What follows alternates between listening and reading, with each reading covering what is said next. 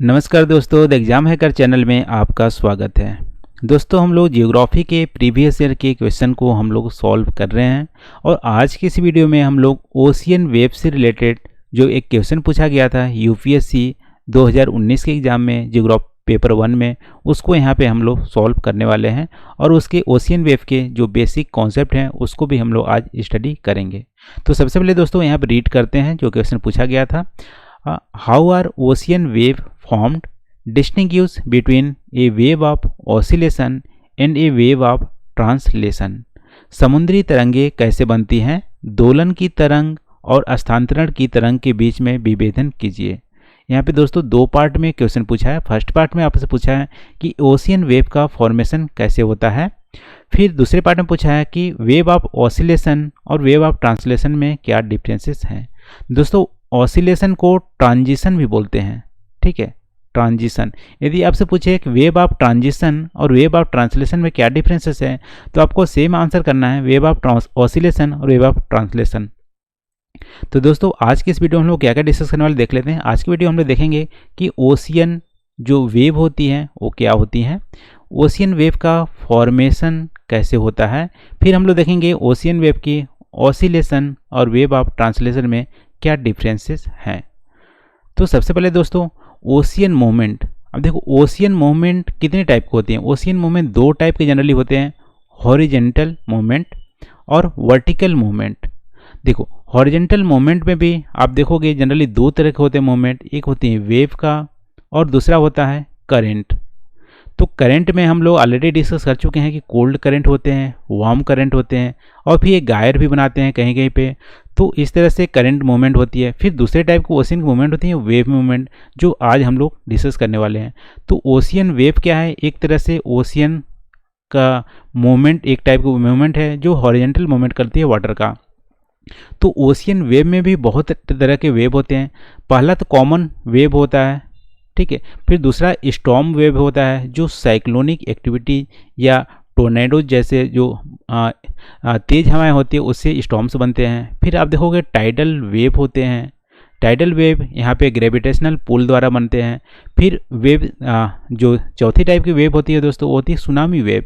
Tsunami wave तो आप देखते हैं कि अर्थक्वेक यदि ओशियन में आती हैं, वोल्केनोज यदि बड़ी वोल्केनोज होती हैं या लैंडस्लाइड होते हैं, उसकी तरह सुनामी वेव बनते हैं। तो ये चार तरह के वेव होते हैं, ठीक है। तो आज के इस वीडियो में हम लोग वेव के बारे में देख लेते हैं। सबसे पहले कि वेव होती क्या है। तो वेव दोस्तों जैसे मान लो ओशियन है, यदि आप स्टेबल वाटर आप देख रहे होंगे तो स्टेबल वाटर में क्या होती है, एक वाटर जो होती है वो सेम लेवल को होती है। लेकिन ऐसा ओशियन वेव में आपको देखने को नहीं मिलेगा, ओशियन वाटर में देखने को नहीं मिलेगा। ओशियन वाटर एक सेम लेवल नहीं होती है। इसमें आप देखोगे कहीं पे हाई होता है, कहीं पे लो होता है, कहीं पे हाई होता है। एक रिपल जैसे मार्क देखने को मिलते हैं ओशियन वेव में।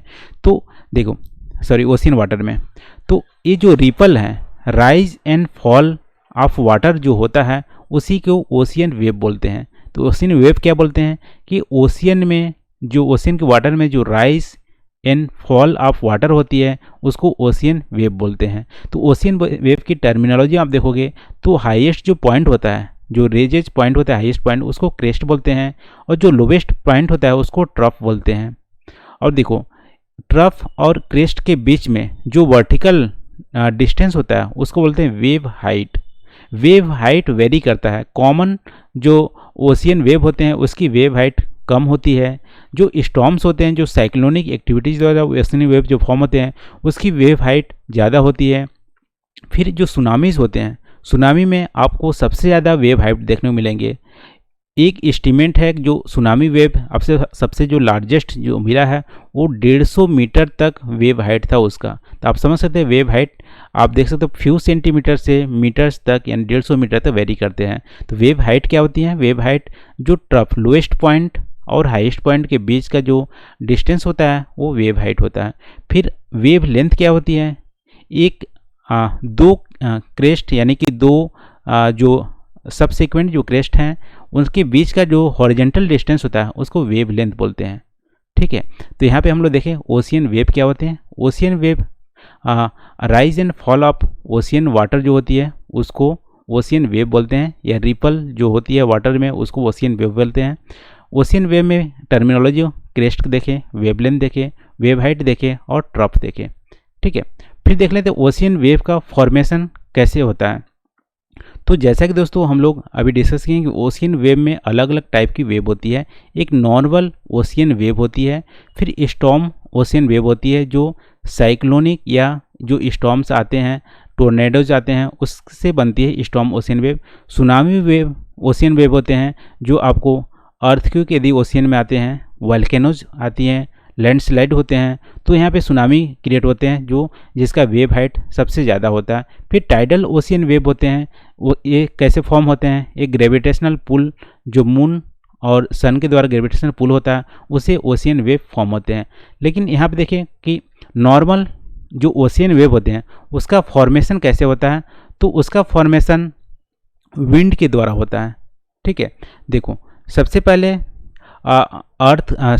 जो ओशियन का जो सरफेस है, नॉर्मली यदि एक्सटर्नल फोर्स यदि काम ना करे तो एक फ्लैट होना चाहिए, ऐसे फ्लैट होना चाहिए, लेकिन ऐसा नहीं होता है।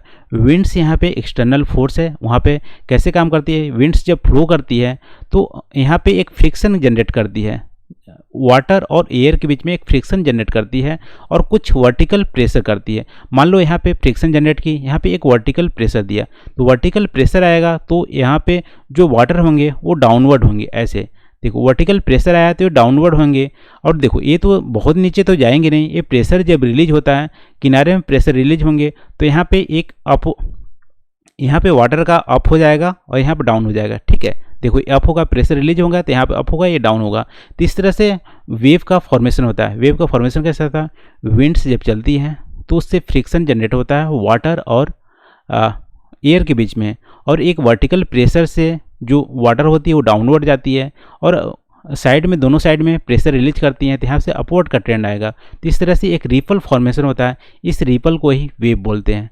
ठीक है, तो वेव में क्या है कि जो विंड्स का जो एनर्जी है उस एनर्जी में को वाटर में एनर्जी आती है, और जो वाटर में एनर्जी आती है तो इस एनर्जी को ये कुछ वर्टिकली यानी डाउनवर्ड भी ट्रांसफ़र करता है, कुछ हॉरिजेंटल भी ट्रांसफ़र करता है।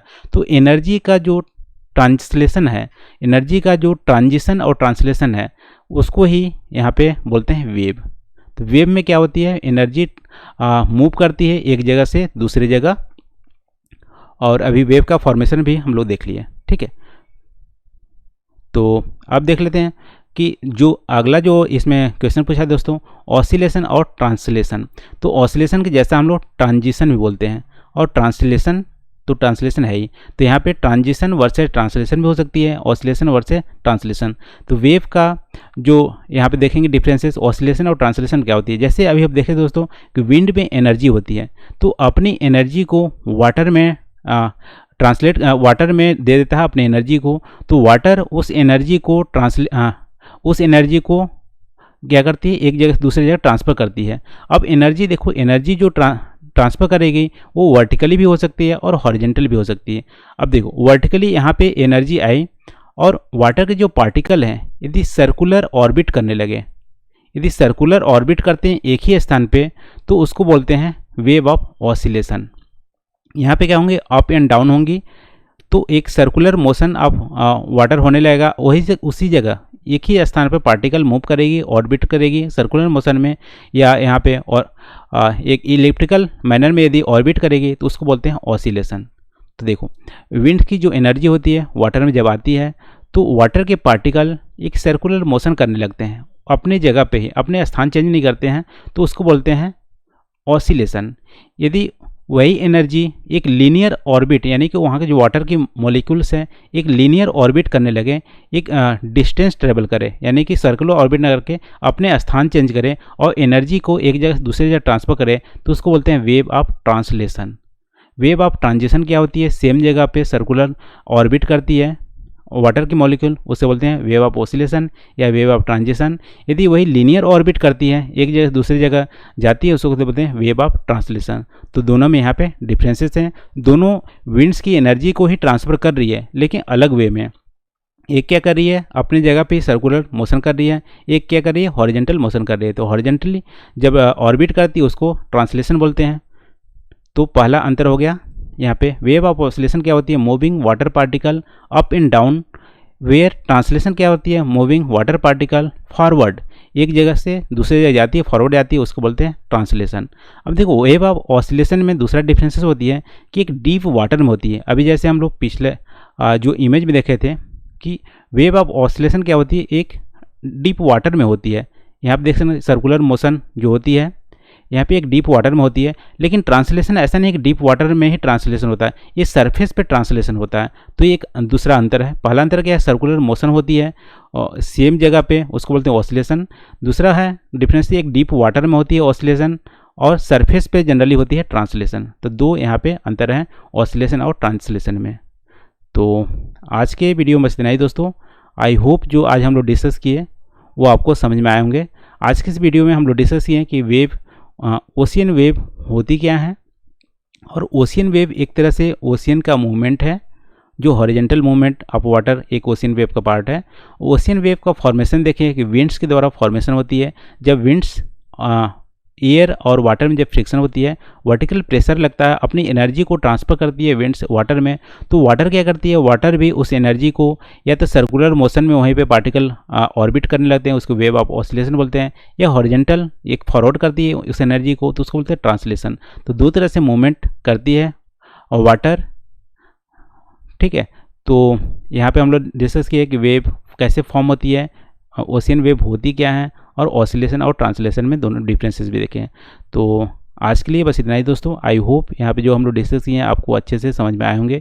यदि कोई डाउट हो तो प्लीज़ कमेंट करके आप हमें बता सकते हैं, और कुछ एडिशन आप करना चाहते हैं वो भी कमेंट करके हमें ज़रूर बताइए।